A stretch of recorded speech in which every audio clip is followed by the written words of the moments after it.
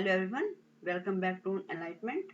Last video में हम hearing impaired जो चाइल्ड हैं उनकी डेफिनेशन, टाइप्स और क्लासिफिकेशन, कैरेक्टरिस्टिक्स ये सब डिस्कस कर चुके हैं कि ये इस तरह के बच्चे कैसे होते हैं।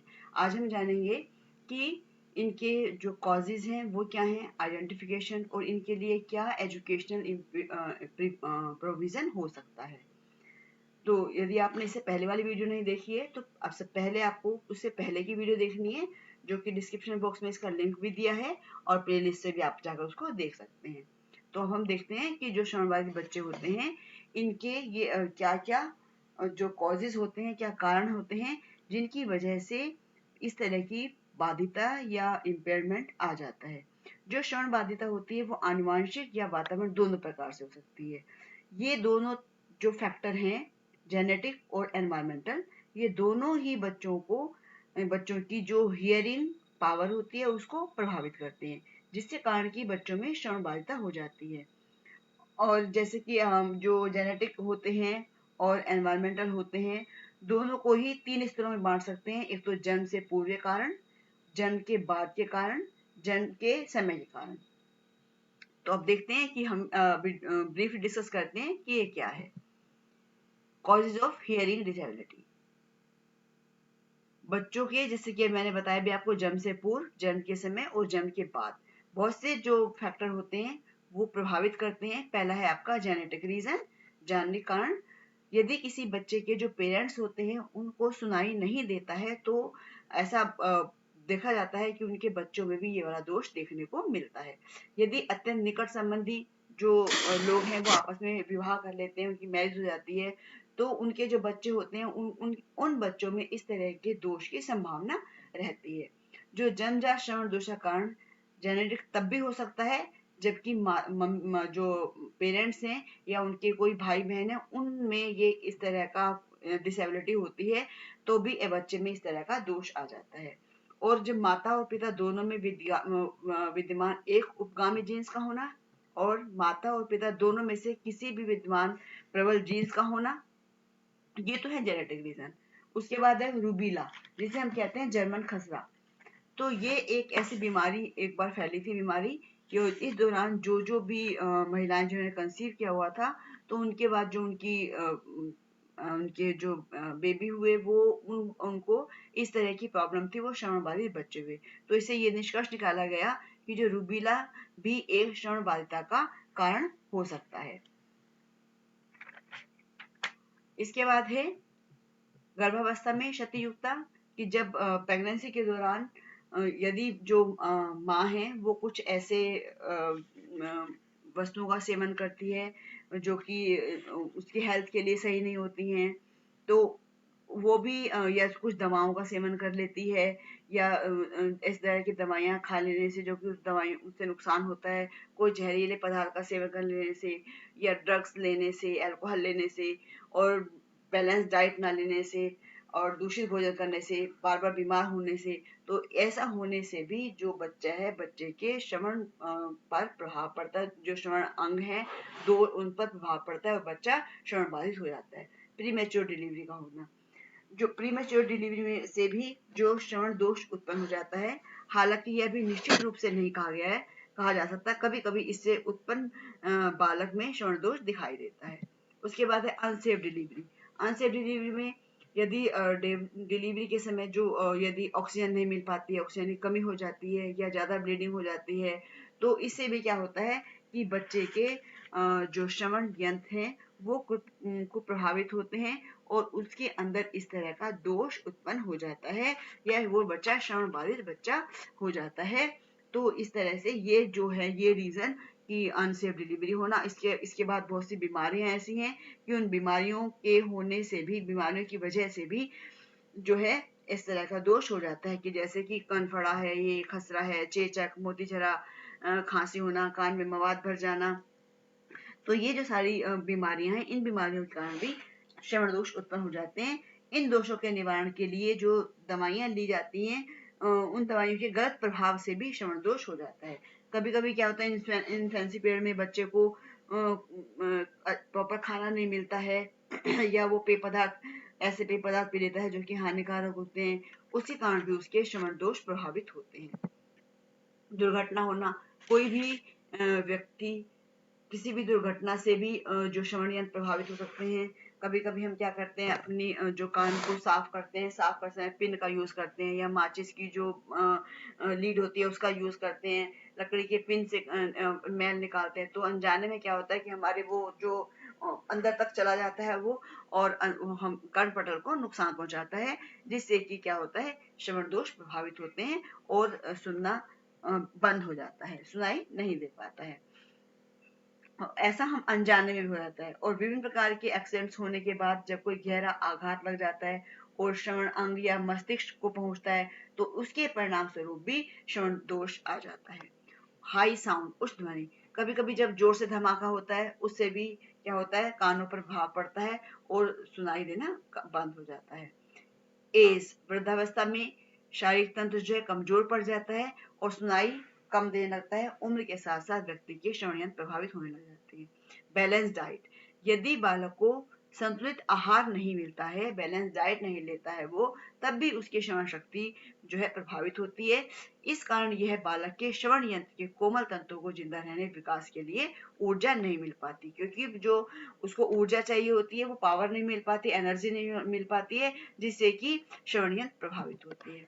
अब ये देखते हैं कि इसकी पहचान कैसे की जा सकती है। श्रवण बाधिता की पहचान, श्रवण बाधिता की पहचान और श्रवण बाधित बच्चों की देखभाल दोनों ही शिक्षा में और इन बच्चों के विकास में महत्वपूर्ण भूमिका निभाते हैं। पेरेंट्स और फैमिली के जो और लोग हैं वो भी इस काम में, उनका भी बहुत इंपॉर्टेंट रोल होता है। पेरेंट्स और जो अदर मेंबर होते हैं उनके द्वारा बच्चों को देखभाल की जाती है, उनकी अपब्रिंगिंग की जाती है, उसमें भी इनकी पहचान बहुत सहायक सिद्ध होती है। अब देखते हैं कि ये जो है कि किस तरह से हम पहचान पाते हैं कि जो बच्चा है श्रवण बाधित बच्चा है। ये जो व्यवहारात्मक लक्षण हैं उसके जो यहाँ पर दिए गए हैं, व्यवहारात्मक लक्षण है सामान्य रूप से होने वाली बात को नहीं सुन पाना। वो बच्चा क्या है, बात नहीं सुन पा रहा, उसके वाणी में वो बोल भी नहीं सही से पा रहा, क्योंकि उसका बोल इसलिए नहीं पा रहा क्योंकि वो बातों को सुन नहीं पाता है, तो इसलिए वो उसकी वाणी का भी विकास नहीं हो पाता है। दूसरे व्यक्ति को ऊंचा या स्पष्ट बोलने के लिए कहना, क्योंकि उसे खुद सुनाई नहीं दे रहा है, वो सुन नहीं पा रहा है, इसलिए दूसरे व्यक्ति को बोलता है तेज बोलने के लिए, आवाज तेज तेज करके बोलने के लिए। और बातचीत जब होती है उस दौरान वो बार बार बात को दोहराने के लिए बोलता है, क्योंकि उसे एक बार में बात समझ नहीं आती है, वो सुन नहीं पाता है, इसलिए वो बार बार रिपीट करने के लिए कहता है। जब बच्चा टीवी देखता है या कोई सॉन्ग सुनता है तभी वो बहुत तेज आवाज कर लेता है, क्योंकि उसको खुद वो आवाज नहीं आ रही होती है। यदि बच्चा साथ ही निम्नलिखित जटिलताओं से पीड़ित है, जैसे कान के पीछे घाव होना, गले पर घाव होना, कान में दर्द रहना, स्वभाव भी चिड़चिड़ा होना, उसकी जो लैंग्वेज है वो भी डेवलप नहीं हो पाती है, बोलने में उसे कठिनाई होना, तो इस तरह से क्या है कि ये इस तरह से हम बच्चों को पहचान सकते हैं, इनकी किस तरह इनकी पहचान की जा सकती है। और कुछ टेस्ट भी हैं, जैसे कि न्यूरोसाइकोलॉजिकल टेस्ट है, केस स्टडी है, विकासात्मक मापनी है, डॉक्टरी परीक्षण, एग्जामिनेशन है, मेडिकल एग्जामिनेशन, इसके थ्रू भी हम बच्चों की पहचान कर सकते हैं। अब देख लेते हैं कि इनकी एजुकेशन कैसे कर सकते हैं। श्रवण बाधित बच्चों को हमें क्या है, ऐसी फैसिलिटी प्रोवाइड करानी है जिससे कि वो अब एजुकेशन कुछ हद तक ले पाएं। इसके लिए हम इंटीग्रेटेड क्लासरूम कर सकते हैं, स्पेशल क्लास करा सकते हैं, रेगुलर स्कूल में स्पेशल स्कूल्स हो सकते हैं, रेजिडेंशियल स्कूल्स हो सकते हैं। और इन बच्चों के लिए ये कम्युनिकेशन टेक्निक और टीचिंग टेक्निक, ये भी दोनों हम अप्लाई कर सकते हैं। कम्युनिकेशन टेक्निक में पहले तो यह है कि बच्चे को ओरल कम्युनिकेशन अप्रोच यूज कर सकते हैं। इसमें क्या है कि बच्चे को मौखिक भाषा का प्रयोग किया जाना चाहिए, और ये इस पर आधारित है कि हाथ हाथ द्वारा कम्युनिकेशन के लिए ओरल कम्युनिकेशन आवश्यक है। और ओरल कम्युनिकेशन से में सभी टेक्निक में जो श्रवण बाधित बच्चों को सिखाया जाता है कि अपनी बची हुई श्रवण क्षमता को किस प्रकार वो प्रयोग कर सकता है। साइन लैंग्वेज, चिन्ह भाषा। अब जो ये चिन्ह भाषा है, ये इसमें क्या है, साइन लैंग्वेज है एक तरह से। यह भाषा सामान्य भावों को समझने के लिए एक हाव भाव की प्रणाली है, मतलब हाव भाव के माध्यम से हम बच्चों उनको अपनी बात समझा सकते हैं और वो भी अपनी बात हाव भाव के माध्यम से समझा सकते हैं, मतलब उनको एक्सपर्टाइज कर देना साइन लैंग्वेज में। इसके बाद होश पठन, लिप रीडिंग। अब ये और लिप रीडिंग में बच्चों को होठों के हिलने और गति के आधार पर जो शब्द हैं उनको पढ़ने की शिक्षा दी जाती है। लिप रीडिंग इसमें दो अप्रोच का यूज कर सकते हैं। पहली तो है एनालिटिकल अप्रोच, दूसरी है सिंथेटिक अप्रोच। एनालिटिकल अप्रोच में जो टीचिंग मटेरियल है उसको छोटे छोटे शब्दों से वाक्य बनाना सिखाया जाता है, और जो सिंथेटिक अप्रोच है इसमें बच्चों को अपनी टीचिंग मटेरियल पर जो उसकी शिक्षण सामग्री है, टीचिंग पाठ्य सामग्री है, उस पर एकाग्र होना चाहिए, ना कि कुछ व्यक्तिगत ध्वनि पर। मतलब ध्वनि पर ध्यान न देकर जो टीचिंग मटेरियल है उस पर बच्चे को ध्यान देना। स्पर्श विधि द्वारा हम उनको एजुकेट कर सकते हैं।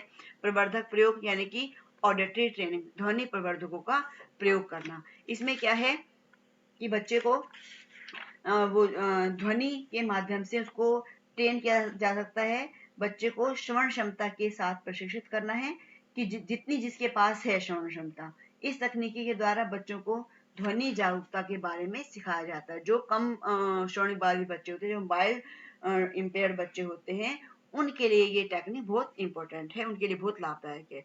संकेत भाषा, संकेतों के माध्यम से सिखा सकते हैं, संकेतों के माध्यम से उनको अपनी बात समझाई जा सकती है। अब है उसके बाद टीचिंग टेक्निक, सहायता सामग्री द्वारा। इसमें क्या है, जो इस तरह से टीचिंग मटेरियल यूज करना, क्लास में सहायक सामग्री का प्रयोग करना, जैसे शेप्स का प्रयोग कर सकते हैं, कोई पिक्चर दिखा सकते हैं उनको, और मॉडल दिखा सकते हैं। इस तरह क्लास में इसका प्रयोग करके बच्चों को सिखाया जा सकता है। CAI द्वारा कंप्यूटर सहायता प्राप्त अनुदेशन। अब कंप्यूटर जो CAI से बहुत सारे प्रोग्राम हैं, इस तरह के प्रोग्राम बनाकर हम बच्चों को एजुकेशन दे सकते हैं, उनको क्लास में सिखाया जा सकता है। तकनीकी का प्रयोग करके तकनीकी अन्वेषण, तकनीकी अन्वेषण में वही आएगा कि बीच बीच में जो है आप कोई टीचिंग एड दिखा रहे हैं बच्चे को, नई नई टेक्निक लगाकर पढ़ा रहे हैं, साथ साथ में टीचर बीच बीच में क्वेश्चन भी पूछ रहा है, और विशेष शिक्षक की सहायता, और इसी ही दौरान स्पेशल टीचर की भी हेल्प ली जा सकती है, स्पेशल टीचर से भी क्लास कराई जा सकती है इस तरह से। और फिंगर स्पेलिंग जो है, फिंगर स्पेलिंग में जो है हवा में उंगलियों द्वारा आकृतियां बनाकर सिखा सकते हैं। इसमें वे शब्द जिनके लिए कोई संकेत या चिन्ह नहीं होता, या किसी व्यक्ति का नाम लिखा जाता है, इनमें अक्षरों को उंगलियों की स्थिति का प्रयोग करके समझाना होता है। फिंगर स्पेलिंग को संकेत या साइन लैंग्वेज की अपेक्षा समझना कठिन होता है, क्योंकि यह अधिक एकाग्रता द्वारा सीखी जाती है।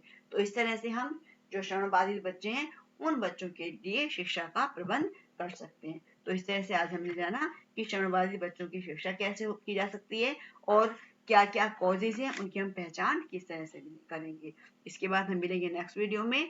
आज के लिए इतना ही। यदि आपको वीडियो पसंद आती है, लाइक शेयर सब्सक्राइब कीजिए। Thanks for watching.